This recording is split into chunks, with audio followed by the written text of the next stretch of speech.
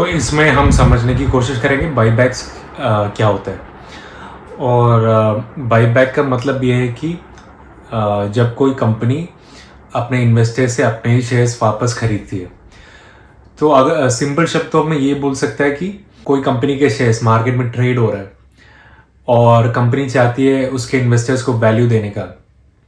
तो क्या होता है, कंपनी ये इन्वेस्टर से अपने शेयर्स वापस खरीद सकती है। तो अब ये सवाल आएगा कि कंपनी ऐसा क्यों करती है। तो इसमें 4 रीजंस है बाईबैक के नॉर्मली। तो पहला रीज़न ये है कि कंपनी के पास एक्स्ट्रा कैश पड़ा है और कंपनी को लगता है कि अगर अभी मार्केट में इन्वेस्ट करने के लिए स्ट्रॉन्ग ऑप्शन नहीं है, तो वो क्या करती है कि ये एक्स्ट्रा पैसा जो है वो बाईबैक के थ्रू इन्वेस्टर्स को देती है। और दूसरा रीज़न ये है कि कंपनी के शेयर प्राइस को बढ़ाने के लिए ये बाईबैक करने से ये मार्केट में जितने भी क्वांटिटी है शेयर्स के वो कम हो जाती है। तो डिमांड सप्लाई के प्रिंसिपल से शेयर प्राइस को बढ़ाने के चांसेस होते हैं। तीसरा रीजन ये है कि ये इन्वेस्टर्स को एक सिग्नल है, एक अच्छा सिग्नल। बाईबैक से कंपनी इन्वेस्टर्स को बोल रहा है कि उसको लगता है कि अभी उसके शेयर्स मार्केट में अंडर वैल्यू, तो इन्वेस्टर्स को ऐसे लगेंगे कि हाँ इसमें वैल्यू है। कंपनी खुद ऐसे बिलीव करती है कि ये अंडर वैल्यूड है। तो मतलब it shows the confidence in the company and helps in developing the confidence in the company. और फोर्थ रीजन ये है कि टैक्स बेनिफिट्स।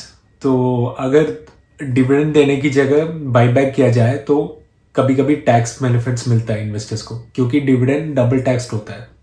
क्योंकि पहले वो इनकम स्टेटमेंट भी टैक्स्ड होते हैं और बाद में जब प्रॉफिट्स डिस्ट्रीब्यूट होता है वो पर्सनल टैक्सेस में भी टैक्सेस भी आता है उसको। इन्वेस्टर्स को क्या क्या बेनिफिट मिलता है? फर्स्ट वन ये कि शॉर्ट टर्म बेनिफिट है कि अगर आप शेयर्स बेच देते हैं तो आपको इमीडिएटली कैश मिलता है।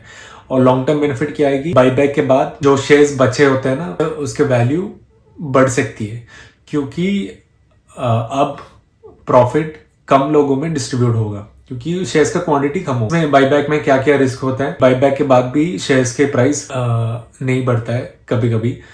और दूसरा रीजन है कि अगर कंपनी ने बोरो करके बाईबैक किया है तो वो फिनेंशियल रिस्क आता ही है उसके साथ। और बाईबैक के उतना इफेक्ट नहीं आया तो वो एम्पलीफाई हो जाते हैं वो फिनेंशियल रिस्क मैंने बोला। तो ये बाईबैक नॉर्मली अच्छा होता है। आपको थोड़ा समझने के लिए आपको खुद आपका इन्वेस्टमेंट्स थोड़ा एनालिसिस करना ही पड़ता है। थैंक्स।